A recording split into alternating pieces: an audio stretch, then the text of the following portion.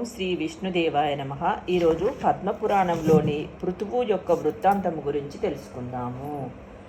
ధ్రువుని వంశంలోని వాడు అంగుడు. అంగుడు మృత్యువు కుమార్తెైన సునీధని వివాహం చేసుకున్నాడు. అంగుడికి సునీధకి ఒక కుమారుడు కలిగాడు. అతడే వేణుడు. వేణుడు చిన్నతనం నుంచి తాతయ్య వద్ద అనగా మృత్యువు వద్ద పెరిగాడు. దానివలన అతనికి మృత్యువు దుష్టగుణాలు అలవడ్డాయి.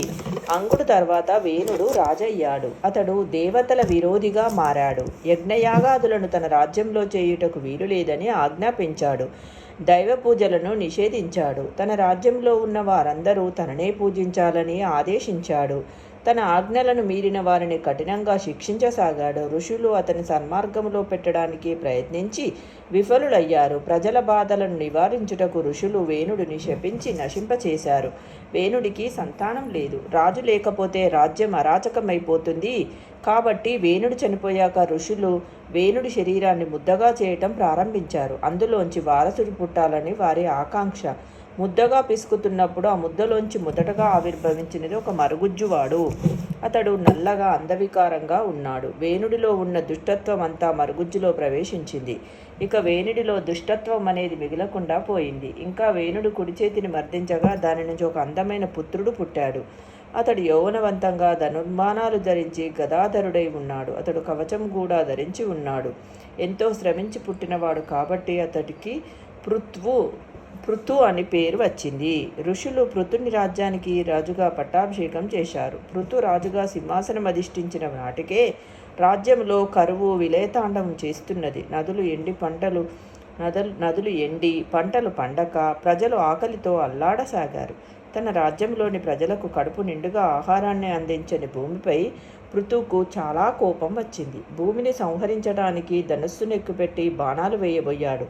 అప్పుడు భూమి భయపడి ఆవు రూపంలో పరిగెత్తింది. పృథువు దాని వెంట పడ్డాడు. ఆవు రూపంలో ఉన్న భూమి పరిగెత్తి కొంతకాలానికి అలసిపోయి తర్వాత పృథును శరణి వేడింది. గోరూపంలో ఉన్న భూమి రాజుతో, రాజా, నీవు నన్ను సంహరించడం వలన జరిగే నష్టమును తెలుసుకోలేకపోతున్నావు. నేను చనిపోతే నీ ప్రజలు నివసించడానికి స్థలం ఉండదు. నీ రాజ్యంలోని ప్రజలకు ఆహారం కావాలంటే నా నుండి కావలసినంత పాలను పిండుకో. దాని వలన నీ ప్రజలకు కావలసినంత ఆహారం లభిస్తుందని చెప్పి వ్యవసాయం చేసే విధం కూడా వివరించింది. అప్పుడు పృథు భూమి సలహాలు పాటించి అత్యధిక పంటలను పండించడం ద్వారా తన రాజ్యాన్ని సుభిక్షం చేశాడు. పృథు మూలాన సస్యశ్యామలమైంది కాబట్టి భూమికి పృథ్వీ అనే పేరు వచ్చింది. బీదరికము, రోగము, నేరాలనేవి పృథువు పాలనలో లేవు. అందరూ సన్మార్గులుగా ఉన్నారు. భీష్ముడు పులస్తనితో, మహర్షి, ఆ పృథ్వీని అనేక మంది ప్రసిద్ధమైన రాజులు పరిపాలించారు కదా, వారి వంశానుక్రమాన్ని తెలుపండి అని అడిగాడు. పులస్తుడు భీష్మునికి సూర్యవంశరాజులు, చంద్రవంశరాజుల గురించి తెలిపి మనువు యొక్క మరొక కుమారుడు శర్యాతి తన కుమార్తె వలన ప్రసిద్ధుడయ్యాడు అన్నాడు. భీష్ముడు శర్యాతి కుమార్తె ఎవరు, ఆమె వృత్తాంతం చెప్పమని అడిగాడు. పులస్తుడు సుకన్య వృత్తాంతము తెలిపాడు. ఇప్పుడు సుకన్య, ధ్రువ, చవనుల వృత్తాంతం గురించి తెలుసుకుందాము. శర్యాతి కుమార్తె సుకన్య గొప్ప సౌందర్యవతి. ఒకసారి శర్యాతి భార్యాపిల్లలతో రాజధానికి దగ్గరగా ఉన్న మానస సరోవరంకు వెళ్ళాడు. ఆ సరోవరం దగ్గరలో ఒక చక్కని వనం ఉంది. అక్కడ భృగు మహర్షి కుమారుడైన శవనుడు చాలా కాలంగా తపస్సు చేస్తున్నాడు. ఆ ముని మీదకు చలిచీమల పుట్ట చేరింది. శవన మహర్షి చుట్టూ పుట్ట చేరడం వలన ఆయన మట్టి ముద్ద వలె కనిపిస్తున్నాడు. సుకన్య వనములో తిరుగుతూ ఈ పుట్ట వద్దకు వచ్చింది. శవన మహర్షి పుట్టతో కప్పబడి ఉండి కేవలం అతని 2 కళ్ళు మాత్రమే బయట కనిపిస్తున్నాయి. సుకన్య ముని 2 కళ్ళను చూసి వాటిని మినుగురు పురుగులు అనుకుంది. వాటిని పుల్లతో తీయడానికి ప్రయత్నించింది. దీనిని గమనించిన శవనుడు, నేను లోపల తపస్సు చేసుకుంటున్నాను, పుల్లతో పొడవద్దు అని చెప్పాడు. ఆయన ఆ మాటలు వినక సుకన్య పుల్లతో అతని కన్నులు పొడిచింది. శవనుని కళ్ళు పోయాయి. అతడు కోపించి రాజుకు అతని పరివారానికి మలమూత్రాలను బంధింపజేశాడు. రాజుకు మలమూత్రాలను బంధించుట వలన ఇబ్బంది కలిగింది. సుకన్య వచ్చి తాను వనములో చేసిన పనిని చెప్పింది. అప్పుడు జరిగిన విషయం గ్రహించి శర్యాతి వనానికి వచ్చి శవన మహర్షిని తన కూతురు చేసిన తప్పును క్షమించమన్నాడు. కానీ శవన మహర్షి, రాజా, నీ కుమార్తె వలన నా 2 కళ్ళు పోయాయి. దాని వలన నా తపస్సు కావలసిన వాటిని నేను సేకరించుకోలేను, నా పనులు నేను చేసుకోలేను. దానికోసం నాకు తోడు నీడగా ఉండే వ్యక్తి కావాలి కనుక నీ కుమార్తెను నాకిచ్చి వివాహం చేయి అన్నాడు. శర్యాతి అందమైన తన పుత్రికను ఒక గుడ్డివాడు ముసలివాడు అయిన మునికి ఇచ్చి వివాహం చేయడానికి ఇష్టపడలేదు.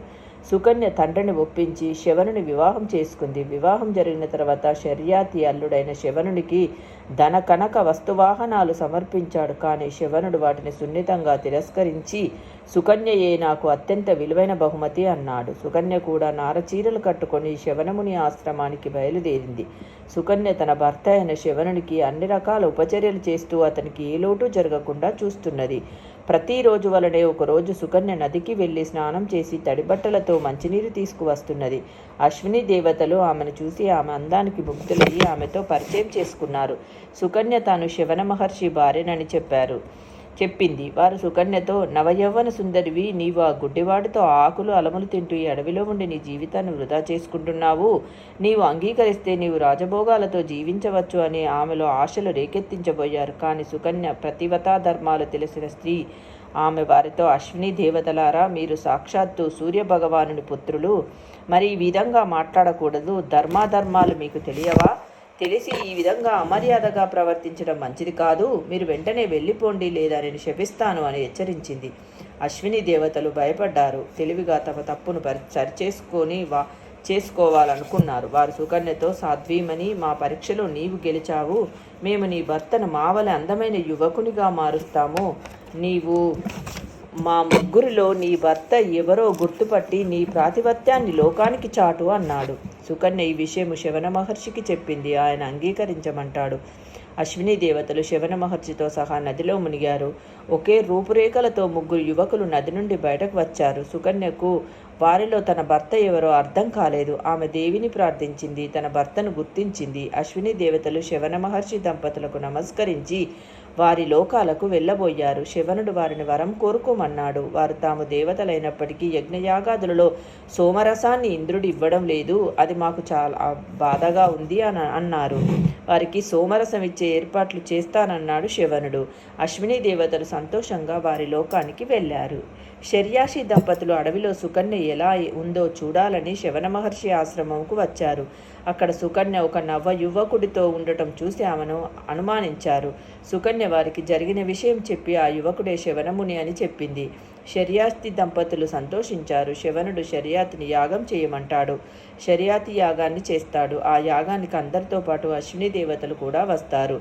ఇంద్రునికి అశ్విని దేవతలు రావటం ఇష్టం లేదు. అదేవిధంగా శవనుడితో చెప్తాడు. శవనుడు అశ్విని దేవతలకు సోమరసంలో భాగం ఇవ్వమని ఇంద్రుడికి చెబుతాడు. ఇంద్రుడు వినడు. శవనుడు ఇంద్రుడికి ఎన్నో రకాలుగా చెప్పినా ఇంద్రుని అభిప్రాయంలో మార్పు రాలేదు. చివరకు శవనుడు అశ్విని దేవతలకు తాను సోమరసం ఇస్తానన్నాడు. ఇంద్రుడు కోపించి శవనుడిపై వజ్రాయుధం ప్రయోగించాడు. శవనుడు దానిని తీక్షణంగా చూసేసరికి ముందుకు వస్తున్న వజ్రాయుధము అలా గాలిలో ఆగిపోయింది. తర్వాత శవనుడు యజ్ఞకుండం నుంచి మధుడు అను కృత్యను సృష్టించాడు. అతడి భయంకర రూపం చూసి అందరూ భయపడ్డారు. మధుడు వజ్రాయుధాన్ని నోటితో పట్టుకొని ఇంద్రుని పైకి వచ్చాడు. ఇంద్రుడు భయపడి పారిపోయి బ్రహ్మను శరణు కోరాడు. బ్రహ్మ శవనుని వేడుకోమన్నాడు. ఇంద్రుడు శవనుని పాదాలపై పడి రక్షించమన్నాడు. శవనుడు మధుడిని ముక్కలు చేసి వ్యసనపరులను, మద్యపానం సేవించే వారిని, అహంకారులను ఆశ్రయించమన్నాడు. తర్వాత అశ్విని దేవతలకు సోమరసాన్ని ఇప్పించాడు. పులస్తుడు భీష్మునికి చంద్రవంశములో జన్మించిన రాజుల క్రమమును తెలిపాడు. ఓం శ్రీ విష్ణుదేవాయ నమః. రేపటి వీడియోలో చంద్రవంశ రాజుల గురించి తెలుసుకుందాము.